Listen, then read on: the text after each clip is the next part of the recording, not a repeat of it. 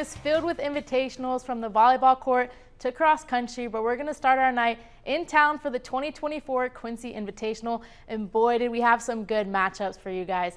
Starting off, we got the home team taking on Springfield, and I don't know what I have to do to get a jacket like that, but Coach Brown has the drip.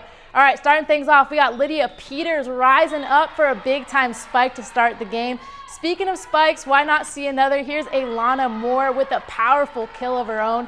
Quincy trails by 3 now, and Miss Ayana Douglas comes to the rescue with a tip to make it a 2-point game. How about some defense? We love defensive plays. Here's Eddie Campbell and Alana Moore being a brick wall up front. Now watch this, Springfield keeping it alive, but Quincy has other plans. Alyssa Farlow with the kill for the blue and white.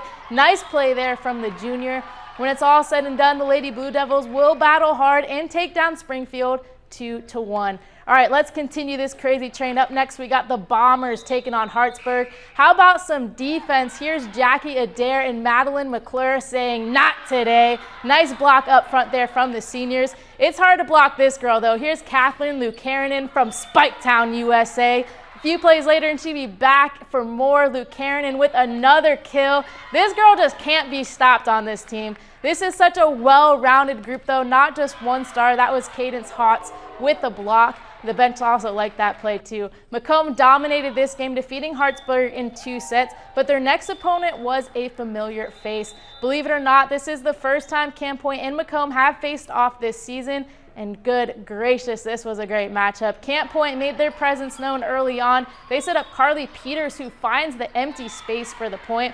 This was a tit-for-tat game, so Macomb responds with Lucanen hitting this ball in the perfect spot for a Bombers point. Watch this next play now by Lauren Miller. Camp Point gets the dig, and Miller just casually tips this ball over with ease. Here's a quiet player we don't talk enough about, Brianna Rexroth, rising up and slamming down the spike. She's usually the setter, but that girl can spike too.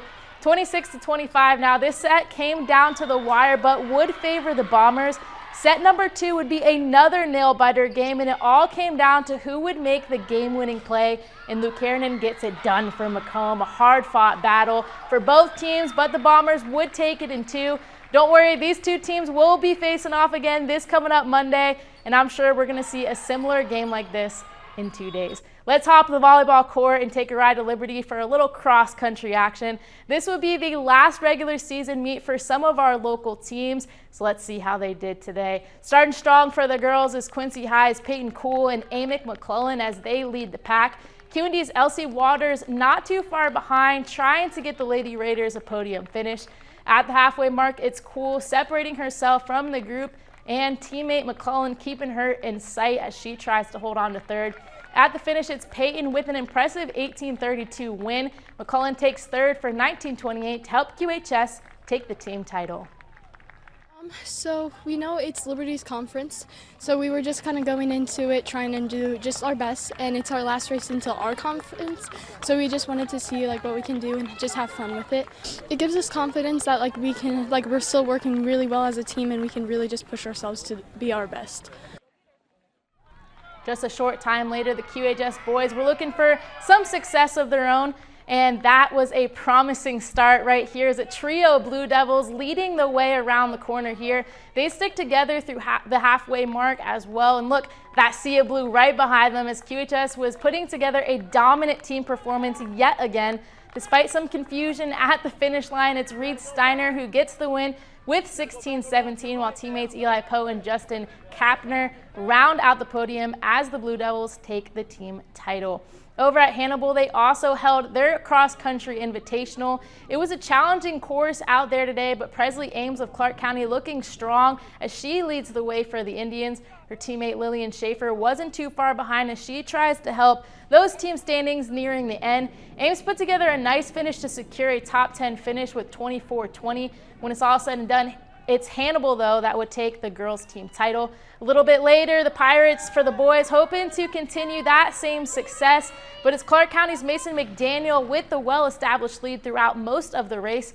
Hannibal's David Munger trying to gain some ground here for the Pirates. His teammate Zachary Locke wasn't too far off behind, trying to get 2 Pirates in the top 3.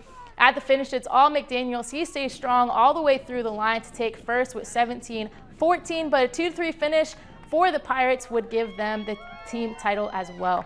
We're going to wrap up our sports journey here tonight with a little college football. WIU is on a 2-game winning streak, and today they are hoping to make it 3 against UT Martin. Homecoming for the Leathernecks, and they were looking to make a statement against the Skyhawks. Starting off with a fun little play here, Nathan Lambs finds Eli Aragon, who gets the pass to Tristan Duncan, and that's good for a Western first down. This time, Lamb's going to keep it. He's going to run through the gap here and use his leg to gain some ground for the Leathernecks before being brought down, and that marked another first down for the home team. They couldn't quite find the end zone on this drive, but they'll still get on the board as Antonio Chadna kicks a nice 47-yard field goal to make it a 7-3 game. UT Martin trying to extend their lead, but the QB doesn't see Jacob Brzezinski coming as the freshman gets some help from Mayo Bola and brings down number 9 for a big stop. Unfortunately, it wouldn't be enough for the Leathernecks. They lose this one 45-17.